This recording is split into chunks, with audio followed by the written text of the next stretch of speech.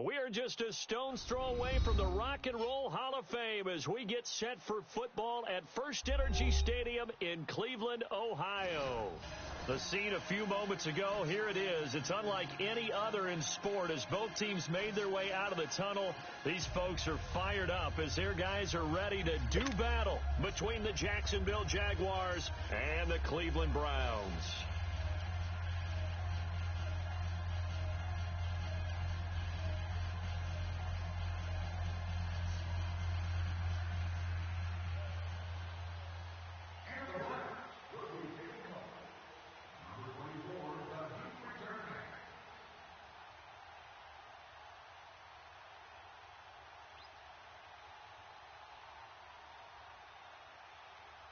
Here's Steven Gostkowski now to kick this one off. And off we go from Cleveland.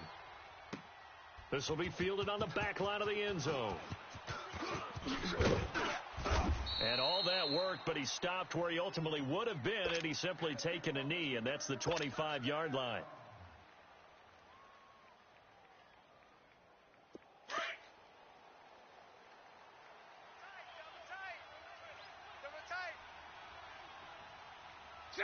Green 80. Got four down. On first down, Bortles. It's a short one here, complete to the tight end. And they worked this well upfield across the 45. A good pickup there at 22. Nice job, nice patience right there. Put him on the right side, let him work his way across, put the ball in his hands, and let him work his way upfield with a catch. A big hitter to start the drive has him up near midfield here for 1st and 10. Hank. Throwing on first down is Bortles. And that'll be incomplete. The running back Leonard Fournette, his intended receiver. And now it's 2nd down. You know, last week I remember asking you, what would an offensive coordinator be looking for week 2 of the preseason? Now we're in week 3. Defensive coordinator-wise, what's he looking at? For the most part in preseason, you're playing pretty basic stuff, pretty vanilla defenses.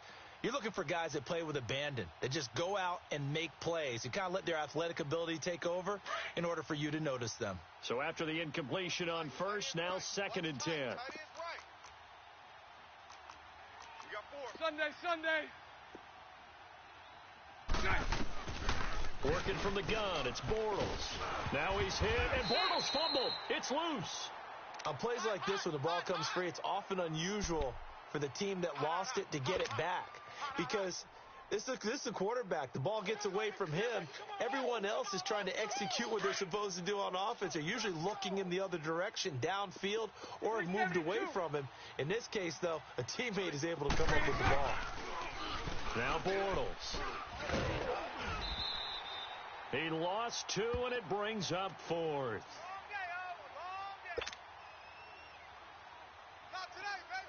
And the Jaguars send out their punter. Jabril Peppers is deep for Cleveland.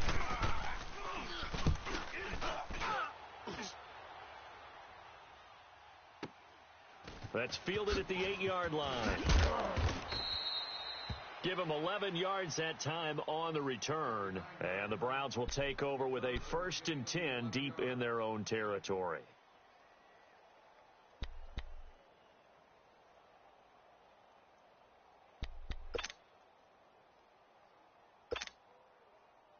Mayfield going to lead the Browns up now 1st and 10 at their own 19-yard line.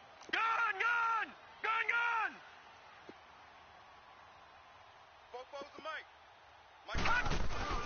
Now a play fake here on first down. Oh, he's going to take a shot right away. He couldn't quite hold it. Got hit. Ball pops out. Incomplete. Well, that certainly looked like something that they discussed all week in practice getting ready for this one. Take the big shot right out of the gate. At worst, you'll open up the defense a little bit, loosen them up, have them back on their heels.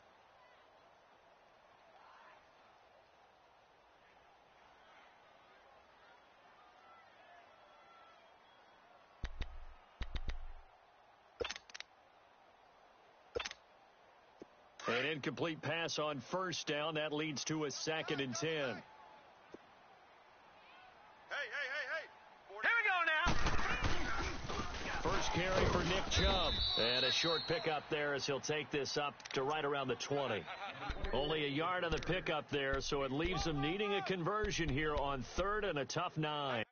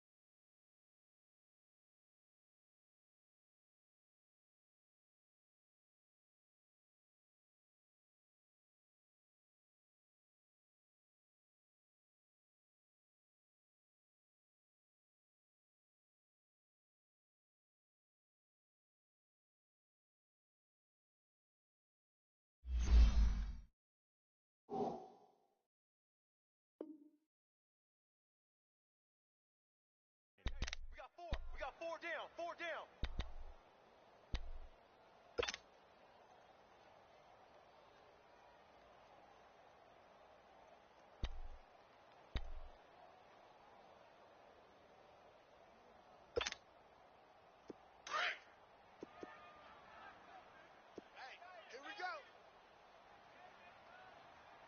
go. Blue 90. Blue 90. Mayfield on play action. Got his man complete over the middle. It's Black. And he'll be corralled well upfield right around the 40-yard line.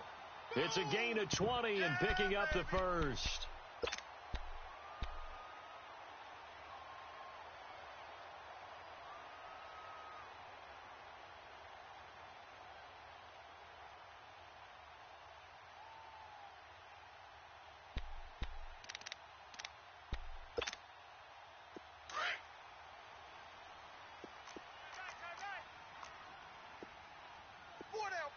Check. 4 down. They'll run it now out of the gun.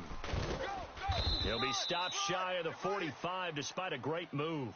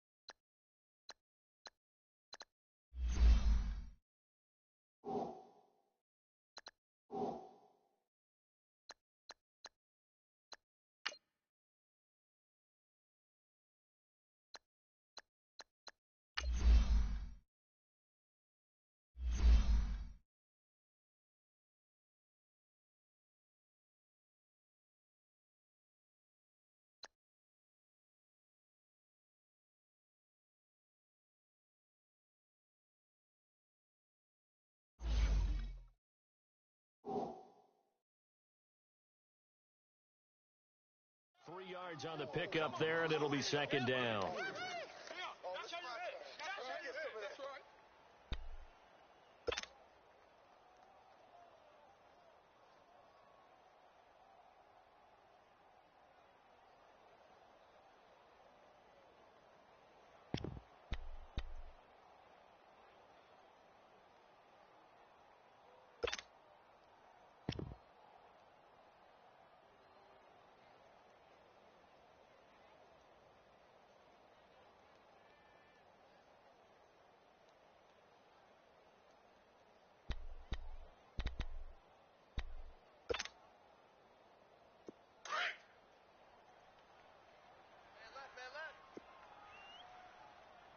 Hey, boys, we got 4 down.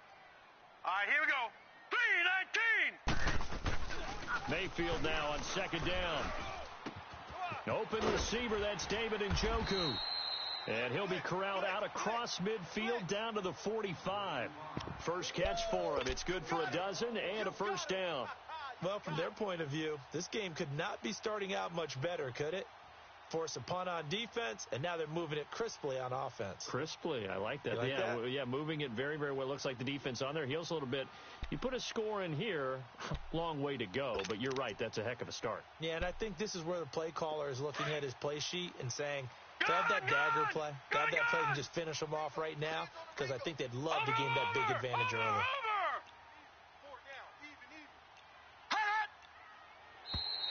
Now flags will come in. I think this one's going to be on the defense for jumping. So a jump there defensively. And it's a killer. Watch the football. Don't move across the line of scrimmage until the ball moves. So a 1st and 5 now after the 5-yard penalty from the neutral zone infraction. Watch it now, Barney. Detroit. On the handoff, this is Taylor. Trying to turn the corner, but he's going to be stopped right near the line of scrimmage. No gain there on 1st and 5, and it leaves him with a more standard second down.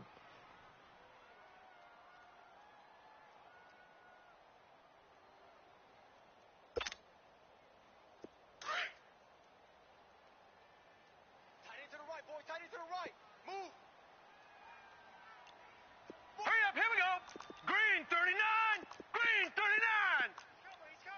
And now the Jags defense deciding to call a timeout. They'll have 2 remaining as we step aside here in this first quarter.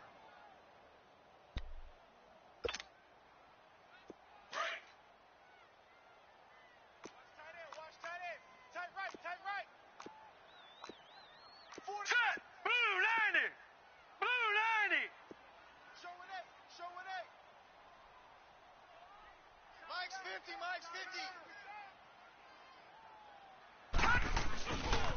Now a give to Taylor. And he only manages a couple here down to about the 38-yard line. That's it, baby.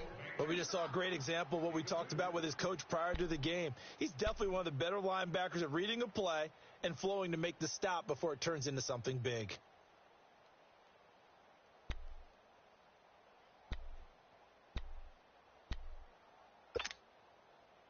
Seventh play of the drive now as they come up on a 3rd and 3. Double tight. Hey, 4 down. Hurry up. Here we go. Mayfield firing quickly here, and that's complete. And he'll lose yardage here, back at the 41. And a loss of 3 to bring up 4th. If you're a selfish player and you're throwing the ball, you're cool with the completion. Maybe not so cool with the yardage loss, though, huh? Yeah, you went backwards on the yardage. It kind of works like a sack for the defense. Yeah, it's a really big play for them, right? Able to figure it out, sniff it out, and finish it off. These kickers now, it used to be that a 50-plus yarder was cause for celebration. Now seemingly automatic. Yeah, isn't it funny when we prepare for a game, when you look at the backgrounds of these kickers, it's interesting, isn't it, to find out they were all-state quarterbacks, receivers, defensive backs, all-state wrestlers, right? Baseball players. We're finding athletes all along, and now they're just specialists putting it through the posts.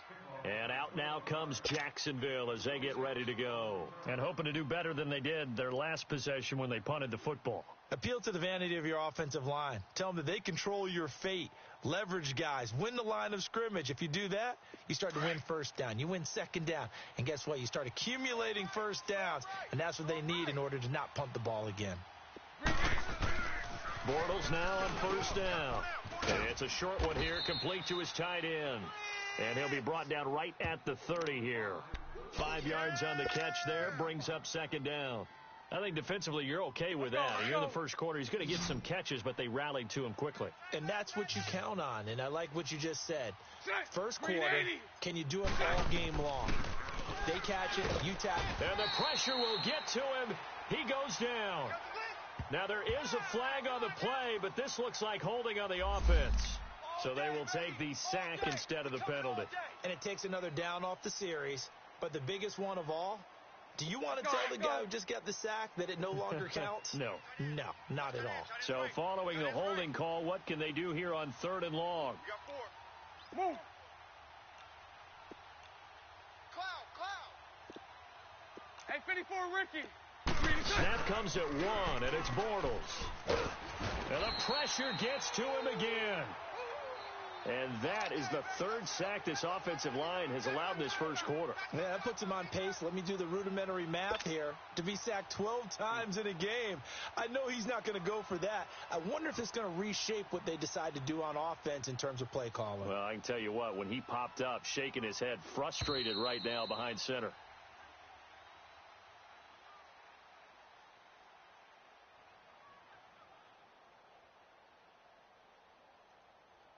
Alongside the former defensive back Charles Davis, I'm Brandon Gaudin. It's Jaguar football as we begin quarter number 2, but likely not for long as they're in punt formation to kick it away. And the Jaguars send out their punter as the drive goes backwards, so he's on to punt it away.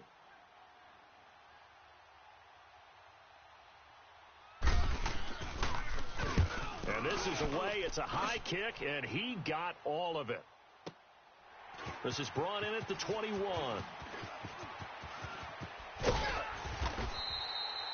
An excellent return that time, 26 yards. And the Browns will take over, 1st and 10. And now Cleveland geared up to take the field. And fortunate to get points on the board last time. They had to hit a really long field goal to do so. The kickers in today's game are so good and so skilled and hit from distances that we almost start to take them for granted. And we can't do that. That's a long field goal that they got 3 points out of. They've got to feel good about that, and they better make sure they love him up because he's helped them out. Yeah, now we'll see if that offense can put 6 on the board here. We'll see. Lucky 56. Lucky 56. Now contact up front as penalty markers come in. Who is this against? A free 5 yards as the defense jumps. I know it's an anticipation game for them, but it's also a reaction game, and they reacted poorly on that one.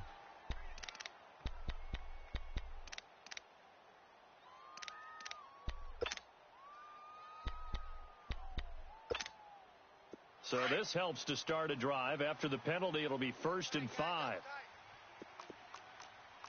4 down, 4 down. Back 99 Philly, here we go. They'll run with Taylor. So he got free of one tackle but couldn't do a whole lot else. Oh, boy, I know you felt And that. just a yard on the pickup there. It'll be 2nd and 4. I know that speed is the hallmark of today's NFL game, but the key to good rushing defense is still having your linebackers set the edge. Big stop, G. Big stop. Let's go. Kill. Now let's go. 3-19. 3-19. The give to Taylor. And the stop here will come at the 38-yard line. It goes as a gain of 8, and it moves the chains. We don't talk about it very often, but sometimes there's a dip in intensity when you start the second half, which can manifest itself in some sloppy tackling. And how about right there? He ran right through that weak tackle attempt.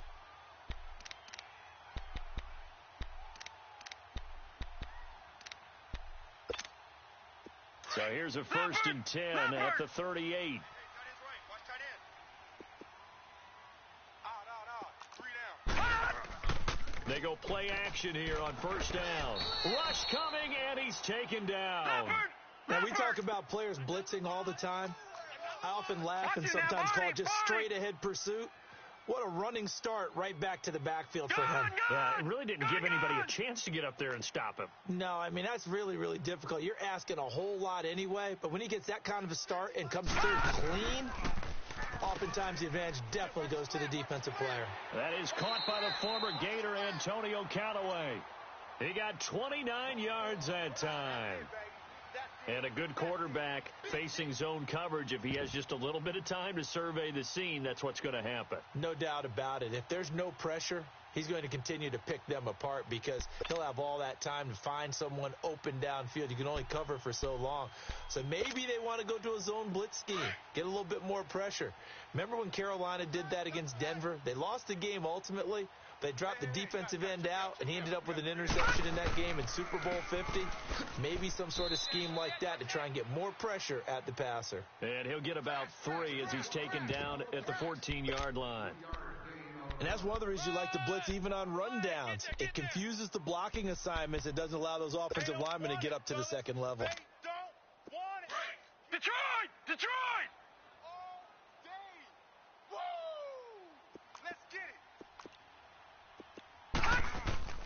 They go play action. Mayfield rolling to his left. And his throw's going to be incomplete.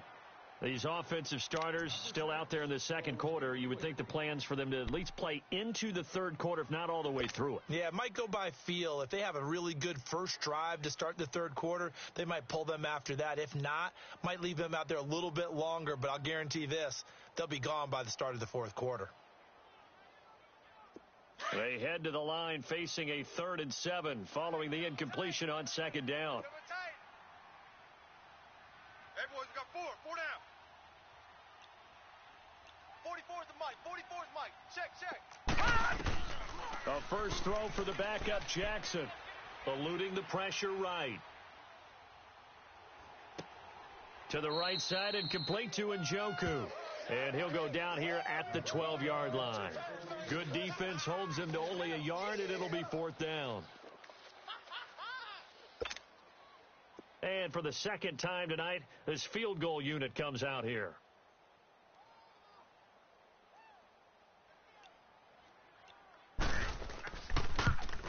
And Gostkowski's kick is good.